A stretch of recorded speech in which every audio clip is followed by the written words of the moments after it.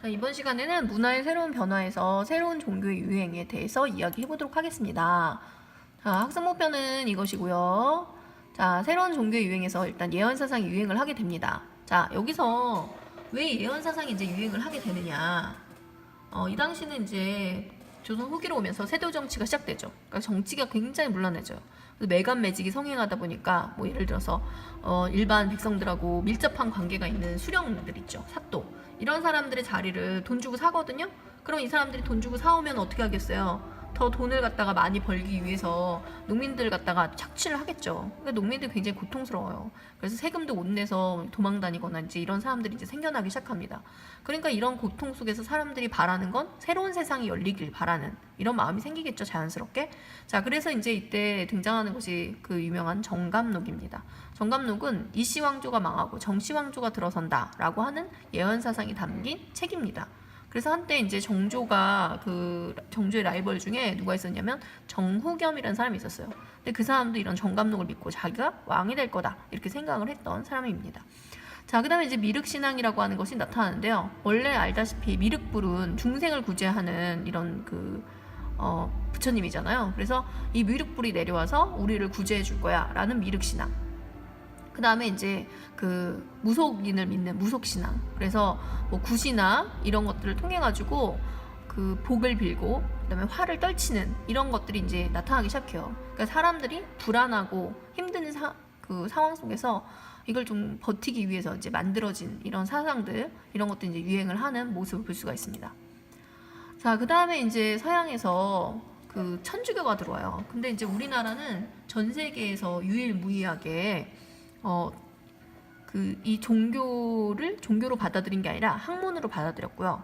그래서 이때 이제 천주실이라고 하는 그 이탈리아 선교사 마테오 리치가 한문으로 쓴 이 책에 들어오게 됩니다. 그래서 천주교 교리에 대해 설명을 하고 있어요. 근데 이거를 이제 우리나라에서는 번역을 해가지고 사람들이 공부를 한 거예요. 그래서 이거는 그냥 종교가 아니라 처음에는 학문으로 받아들였다 그래서 서학이라고 이제 얘기를 합니다.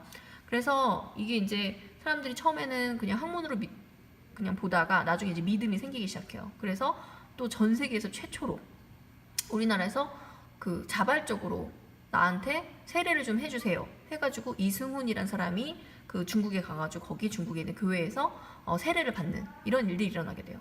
보통 천주교는 이렇게 선교사들이 와가지고 천주교를 믿어라 이렇게 이제 홍보를 많이 하고 다니거든요. 근데 이제 우리나라는 되려 우리가 먼저 가서 우리나라도 천주교를 믿는 사람들이 있다. 좀 우리에게 이런 믿음을 알려줘 라고 이제 얘기하는 그 한마디로 전 세계 최초의 그런 나라라고 보시면 되겠습니다. 자, 근데 정부에서는 천주교를 금지해요. 왜 금지하냐? 일단 이 천주교에서는 제사를 이제 금하고 있거든요.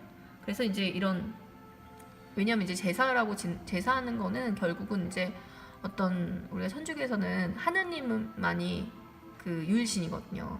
그렇기 때문에 이제 다른 제사 지낸다는 거는 결국 다른 누군가의 믿음이 이제 있다는 얘기잖아요. 그래서 이런 것들을 이제 반대하기 때문에 제사를 지내지 않고, 그 다음에 인간평등, 그 다음에 내세사상이라는 건 내가 지금 현재 사는 이런 세상이 아니라 죽은 뒤의 그 세계관을 얘기하거든요. 그러니까 죽은 뒤에 내가 어떻게 되느냐가 되게 중요한 거예요. 그러니까 일단 지금 이 시대는 신분제 사회인데 인간평등을 주장하죠. 그 다음에 이 사람들한테 야 이거 천주교 믿지 마 라고 하는데 아무리 위협을 해도 이 사람은 통하질 않아요. 왜? 이 사람들은 내가 지금 살고 있는 이 시대가 중요한 게 아니라 죽은 뒤의 세상. 그래서 내가 열심히 이런 신앙 활동하면 나는 그 좋은 곳 천국을 갈 거야 이런 믿음이 있거든요. 그러니까 이런 것들이 사실 정부로 볼 때는 굉장히 좀 문제가 된다라고 보겠죠. 그래서 이제 순조가 즉위하고, 순조는 정조의 아들이에요. 그러니까 결국 순조는 되게 어리기 때문에 얘가 탄압을 했다라고 보기보다는 노론들이 탄압을 한 거죠. 왜냐하면 천주교를 많이 믿는 사람들이 주로 남인 계열 사람들이에요. 그리고 이 노론하고 척을 두고 있는 이런 사람들이 많이 이 천주교를 믿었어요. 그러니까 당연히 이 사람들을 제거하기 위한 정치적 의도도 있었겠죠. 자, 그런데 이런 탄압에도 불구하고 사회 불안으로 더욱더 이 천주교는 널리 전파가 돼요. 그래서 사람들이 막 그 몰래 지하에서 만나기도 하고요. 아무튼 다른 사람의 눈을 피하면서 많이 모이는 이런 모습을 볼 수가 있습니다. 자, 그 다음에 이제 이 서학에 반대되는 개념. 그러니까 서학은 서양의 학문이죠. 서양의 어떤 종교라고 보시면 돼요. 그래서 우리 것이 필요하다. 우리나라의 것. 그래서 그 반동으로 생겨난 것이 바로 동학입니다.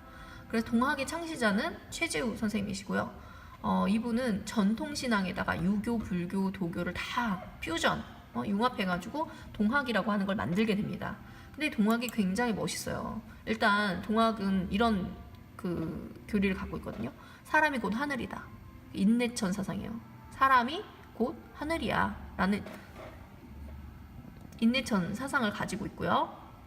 그러니까 한마디로 인간 평등을 주장을 한다라고 이제 보시면 되겠어요. 그러니까 차별이 없는, 그러니까 신분제 사회를 이제 벗어나자라는 어떤 개념이 굉장히 강하죠. 이거는 서학하고도 맞물려 있어요, 같이. 자, 그 다음에 농민층에게 이제 급속히 보급됐는데 이런 것들이 되게 주요했어요. 일단 후천개벽.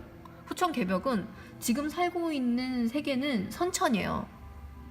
그리고 이 선천이 깨지면, 없어지면 후천, 새로운 세상이 열릴 거야 라고 이제 하는 어떤 믿음이 이제 동학에는 있거든요.